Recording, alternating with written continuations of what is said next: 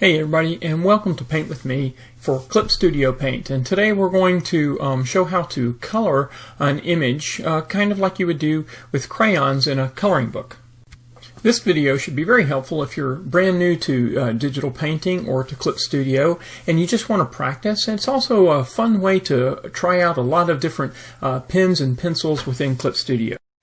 Two things to point out before we get started is the Paint With Me videos are intended to allow you to work along with the video. So at any time, just stop the video and then start working along and follow along in your own version of Clip Studio.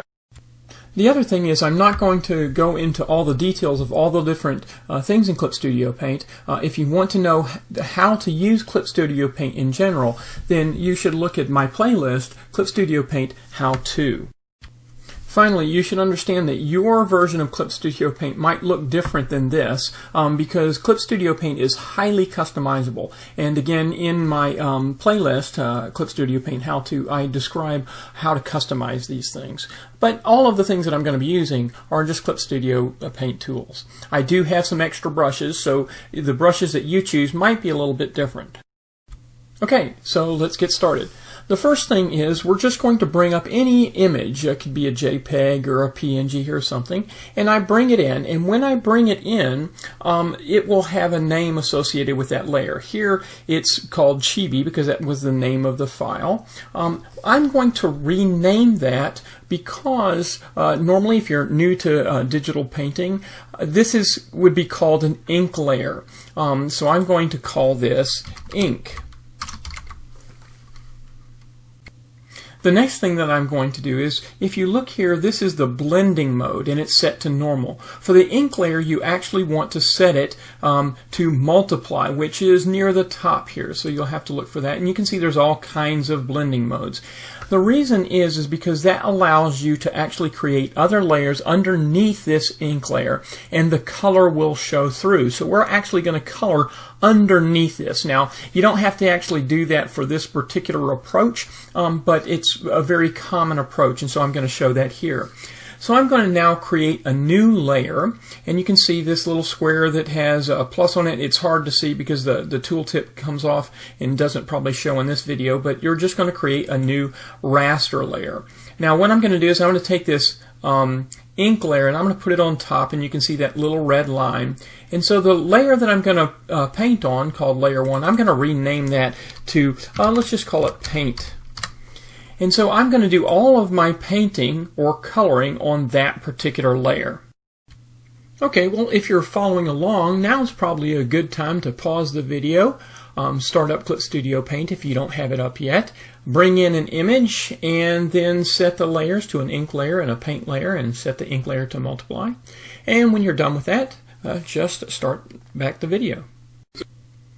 Okay, before we get started too much, we want to learn how to manipulate the workspace. And so the first thing that you want to do is press space, and your cursor will turn to a hand, and that will allow you to pan your workspace. If I press Control, then space, it becomes a plus symbol that I can zoom in and out. So I'm going to zoom in, and I'm going to pan so that I can see the jeans because I'm going to focus on that first. I can also rotate the workspace by pressing Shift and then the space bar, and that allows me to rotate. At the very bottom you can see these things that allow you to zoom in and zoom out and to rotate by just dragging. But then I can also click here to reset the rotation the way I want it to be. So the next thing we want to do is pick the color that we're going to paint with. And so I'm going to go to the color swatch down here for the foreground color and double click on it. And I've got the color picker. Now you can see over here we can select different kinds of color selection palettes here. So I'm just going to pick a bluish color that will be used for the jeans and select OK. Again, make sure you just stop the video whenever you want so that you can catch up in your project. So now comes the fun part, which is selecting the brush. You may have your brushes and different tools organized slightly differently or whatever, but that's okay. Look around in your system, and I'm going to look for one that's the airbrush tool, and I'm going to choose soft to start with. And so you can see as I press here, if I press very lightly, it's very light and then I press hard and it's darker. Now this brings us to another issue here, which is how do I change the size of the brush? Well, the easy way that you can do that is press Control and Alt, and then I can drag left and right, and I can change the size of that brush. Another way you can do this is you can take the brush size palette, and you see I've made it small horizontally, but so vertically I can see these sizes, and I've just selected the sizes that are most important to me, and I can quickly change the brush size just by clicking. So that's another approach that you could use. So as I'm painting, notice that I am painting on the paint layer underneath the ink layer, and you can see as I do that it doesn't paint over the line. But of course you see I've got the challenge of actually going outside of the lines. So like normal crayons, I can be very careful to make sure that I don't go outside of the line, or I could erase.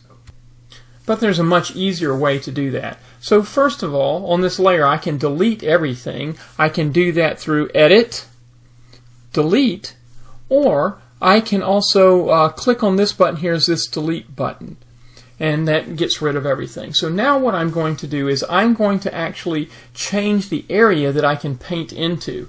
And the way that I do that is I select the Magic Wand tool, and it's helpful to know about the tool properties. So look at your tool properties, and you want to make sure several things. I'm going to apply to connected pixels only. I'm going to close the gap a little bit here. Color margin about 17. Area scaling.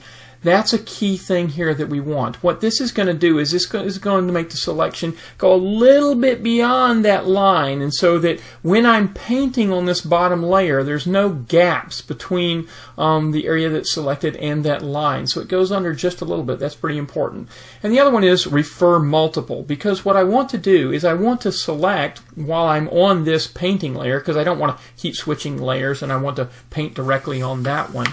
But I want it to know that there are lines on a different layer, so that's what the refer multiple is about. I don't need to turn anti-aliasing on. But now I'm just going to go in there and I'm going to click. And as I do, you can see, I don't know if you can see, this is called the marquee, or they call them marching ants sometimes, but it's a dotted line that goes around and shows that it's a little bit larger than where the white intersects with the black. I can press Shift then, and I add to that selection. I can also press on the pocket, and I can even drag and select two different places just by dragging across. I can select that little portion, and then once again this little pocket area over here. And so now I have determined the area that I can paint in, and that's only going to be the pants. And so I go back to my airbrush with soft, and I can paint. So I will color in a little bit, just like with a color crayon, like this. And let's do very light, and then I can do even the shading, because I shade a little bit darker there, and have whatever kind of tone that I want, and it travels over to the other side as well. So I'm not going to spend all the time trying to make this a beautiful painting. That's not the point of this video. I'm just showing you the techniques. So I'm going to press the space bar again so I can drag things down, and so I can see just his sweatshirt here. Well, let me color off a little bit here where you see his pants through there. Now I'm going to just change the color. But before, I want to get rid of this old selection area. Now I can just go in and select that Magic Wand tool and click. I can do that, and it will switch over to that new selection area. However, just to let you know, I can select, go to the select menu, and deselect is Control D, and that's common for many different paint programs. And so that selection area is deselected. Now I'm going to go and repeat what I did for the pants. Again, I'm on this same layer, so I'm going to do all my painting on one layer here, and I'm going to select in his sweatshirt and then press Shift and go into these little balls here and his collar and sleeve as well. Then I'm just going to change the color. Double click in this area, and I'll change it to a reddish kind of color, whatever I want.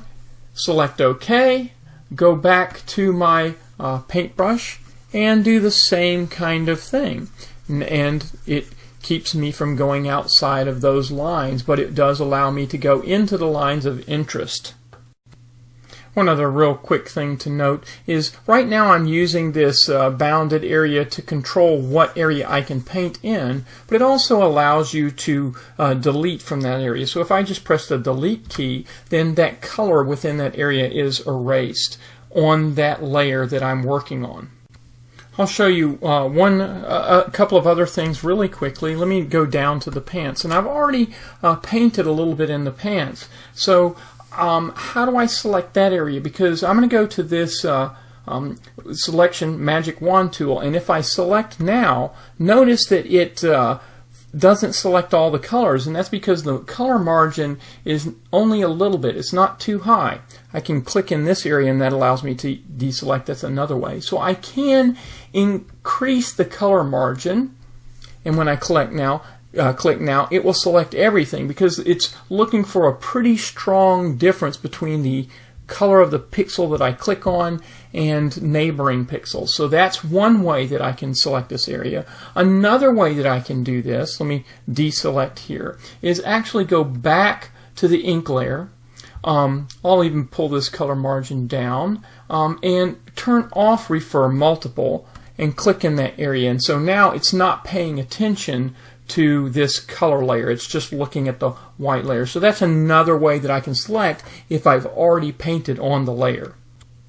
So let me continue with the selection. I'm going to press Shift and select these other areas of the pants, drag down, and continue back with the pockets, this little area over here. And so now I've got the pants all selected again, and the reason I did that is so that I can go back to the paint layer, and I'm going to delete those because I want to show you how about different brushes. So let's go back to a blue color for my pants. I have a darker one there. That's okay. And so now I want to go into the different other kind of paint things. We looked at soft. Now I'm going to go to an airbrush dense dust. That's another one. Let me make this a little bit, zoom out a little bit, and now I'm going to use that so I can kind of see what that style looks like. Maybe if I want that kind of a texture. On the other hand, I may want to go to some other kinds of brush and just see what they look like. Again, I do Control Alt to increase the size, and hey, maybe I want that kind of look or whatever. So I can try different things. The other thing is I'll look at this, notice that these don't blend well, so there's another tool that you can use. So if you're not familiar with digital painting, you may need to know about the blending tools. You don't use that as much in traditional painting, but here it's very helpful. So you can blend pick whatever kind of blending that you want. Let's try this blend here, and again, you change the size of your brush, and you can see that we can blend things in. Now notice that is going to change the texture. So there's all different kinds of techniques that you do for blending, but that's kind of the point, is you can try out different things. So I'll delete those colors there and go back to the airbrush and summarize. Coloring like a coloring book is really very simple. It's just masking out particular area that you want to color in. Choose the color and the style of brush that you want to use, and just color it in, and keep doing that until you've finished your drawing, and then you can save it. I hope you've enjoyed this and have fun painting. So if that video was helpful and you might be interested in similar things, you should consider subscribing and click on the notification, the bell icon, so that you can get notifications when I upload new videos. Also, you can visit my channel, and I try to organize things in playlists that make it very easy to look at things for animation, learn how to do animations with Moho, and digital painting such as Clip Studio Paint, Krita, Medibang Paint, and digital painting in general. So just check those out, and I hope you enjoy creating things digitally.